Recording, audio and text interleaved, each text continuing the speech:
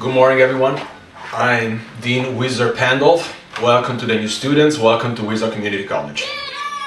I'll keep it quick because, as you will learn, time is spelled. So, a few disclaimers from the legal department. We accept all candidates, so your diploma won't be worth much. We'll teach you how to cast spells, not how to control them. And because of item 2 above, most students will get harmed, permanently injured, or die as a result of casting spells. Any questions? All right, welcome.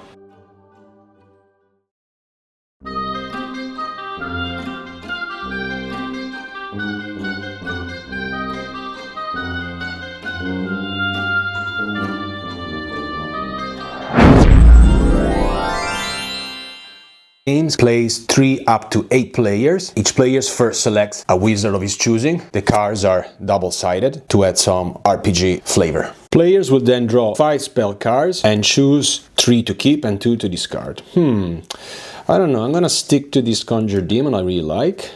Ooh, and the Explosion too. And the Illusion, you know what? The game cores with the Major Event deck, which is the essence, the core of the standard rules. Term 1 and Term 2 and Term 3 cards, telling you what each game will, what challenge it would present for the players.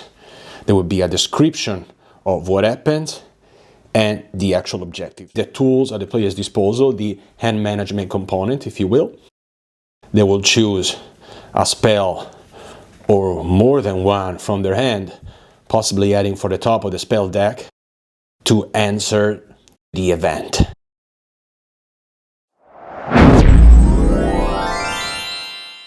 Players alternate turn casting spell, trying to deal with objective coming from an event card. The goal of the game is to enjoy a fun story together while dealing with the event. The player who read aloud last rules of a game takes the round card, reads the restriction of round 1, which are all objectives cannot be dealt with and players cannot be killed. There are no restrictions for the other rounds. Then takes a random turn 1 major event and reads it out loud. In this case, it's Skeleton Scuffle. Late at night, you see activity at the campus cemetery. Some of the magic students who were practicing for an exam have lost control of their magic. The students have summoned a horde of animated skeletons and are fighting them off. A group of skeletons breaks off and runs toward you. Objective of this scenario: survive the animated skeleton, optional. Save the other students from the skeleton horde, optional. Avoid destroying the cemetery out of respect for the dead. So players then take turns adding some, if they want, or passing details on this event, and then we start resolving it. Players will look at the spells that they selected at the beginning of the game during setup and see what options they have at their disposal. For instance, here I could do Illusion. They will cast 1 or more spells, even one from the spells deck if they feel like, and describe what happens. In my case, my character, which is called Blackjack, is gonna create an illusion, a juicy source of skeleton water.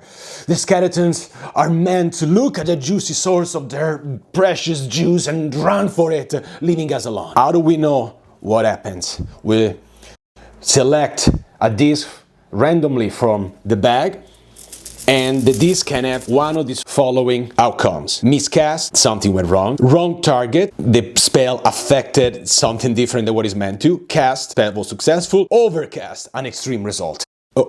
A miscast. The player whose color has been selected tells us the story, tells us in this case what went wrong. Haha, is my friend there? So he's gonna tell us, you create a source of skeleton gross, disgusting poop, and the skeletons are disgusted and they get even angrier and they start running toward us. Oh my god. We keep going like this around the table until each player has had a chance to cast a spell. Then we go to round 2. At the end of round 2 to round 3. Unless, of course, the objectives are resolved during round 2.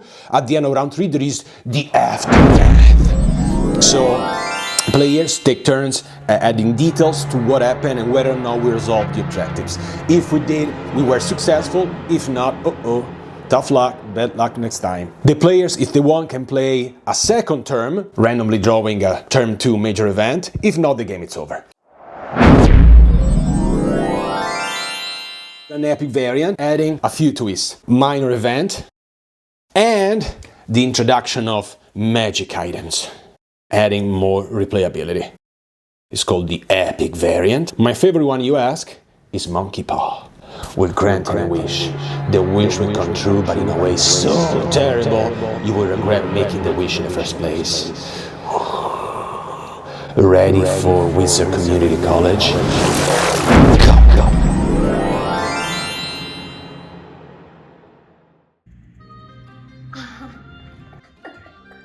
1, 2, 3, via!